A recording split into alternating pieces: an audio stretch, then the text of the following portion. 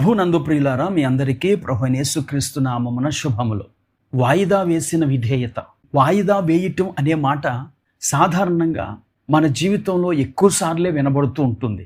రేపు చేస్తాను, తర్వాత చూద్దాం, కొంత సమయం వచ్చిన తర్వాత నేను ఆ పని చేస్తాను, లేదా వయసు వచ్చిన తర్వాత నేను ప్రభు కొరకై పని చేస్తాను. ఇలాంటి మాటలు మనకు కొత్తవి కావు. అయితే వాయిదా వేయటం మనకు ఎలాగూ నష్టాన్ని కలిగిస్తుందో ఈ దృష్టాంతము ద్వారా నేను మీకు వివరించాలనుకుంటున్నాను. అమెరికా స్వాతంత్ర సంగ్రామ రోజుల్లో ట్రెంటన్ యుద్ధానికి ముందు బ్రిటిష్ పక్షాన పోరాడుతున్న ఎస్సియన్ దళాల అధికారి కర్నల్ జోహాన్ గాట్లిబ్రాల్ అనే వ్యక్తి తన స్నేహితులతో కలిసి పేకాడుతున్నాడు. సరిగ్గా ఆ సమయంలోనే అతనికి ఒక అత్యవసర సందేశం వచ్చింది. ఆ సందేశంలో జనరల్ జార్జ్ వాషింగ్టన్ తన సైన్యంతో దాడికి వచ్చేస్తున్నాడు అని ఉన్నది. పేకాడుతున్న ఈ గాట్లిబ్ వచ్చిన ఉత్తరాన్ని చదవకుండా జేబులో పెట్టేసుకొని పేకాట కొనసాగించాడు. అతడు సాయంకాలం వరకు పేకాడి ఆ తదుపరి తీరుబడిగా ఆ ఉత్తరాన్ని చదివాడు. కానీ అప్పటికే ఆలస్యం అయిపోయింది. తన సైన్యాన్ని సిద్ధపరచలేకపోయాడు. జార్జ్ వాషింగ్టన్ చేతిలో ఓడిపోయాడు. అనేక మంది సైనికులు తమ ప్రాణాల్ని పోగొట్టుకున్నారు. ప్రియులారా, ఒక ఉత్తరాన్ని చదవటంలో జరిగిన ఆలస్యం ఒక యుద్ధములో ఓటమికి కారణమైనది. ఈరోజు దేవుడు మనతో మాట్లాడుతున్నాడు. నీవి పాపాన్ని విడిచిపెట్టు అని దేవుడు తన వాక్యము ద్వారా హెచ్చరిక చేసినప్పుడు ఆ పాపాన్ని విడిచిపెట్టుటలో వాయిదా వేస్తే ఆ పాపం మనలను నాశనం చేస్తుంది. అలాగే బాప్తిస్మం పొందటానికి దేవుడు మనల్ని ప్రేరేపిస్తున్నప్పుడు మనము బాప్తిస్మం పొందటానికి వాయిదా వేస్తే అకస్మాత్తుగా మనము మరణిస్తే నరకానికి వెళ్ళిపోతాం. అందుకే బైబిల్ గ్రంథం హెబ్రీయులకు రాసిన పత్రిక 3వ అధ్యాయం 15వ వచనంలో ఇలాగూ తెలియచేస్తోంది.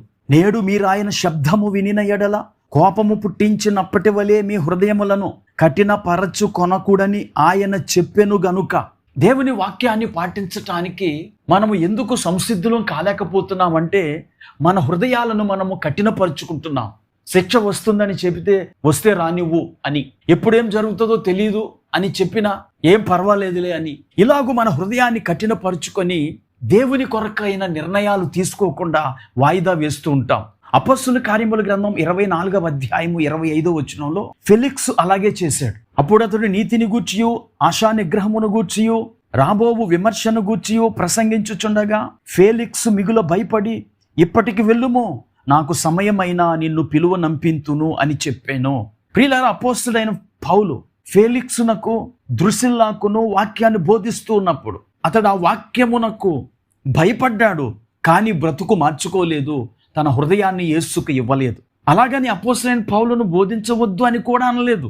వాయిదా వేశాడు. నాకు సమయమైనా నిన్ను పిలిపింతును అని చెప్పి అప్పటికి తప్పించుకొని వాయిదా వేశాడు. 2 సంవత్సరాలు అయ్యింది.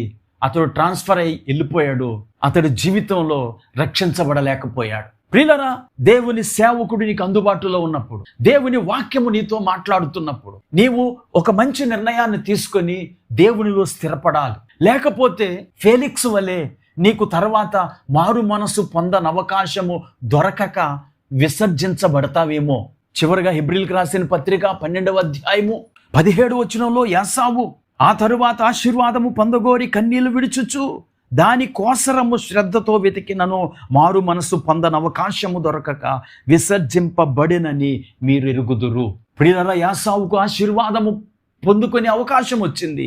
ఆలస్యం చేసి ఆశీర్వాదాన్ని పోగొట్టుకున్నాడు.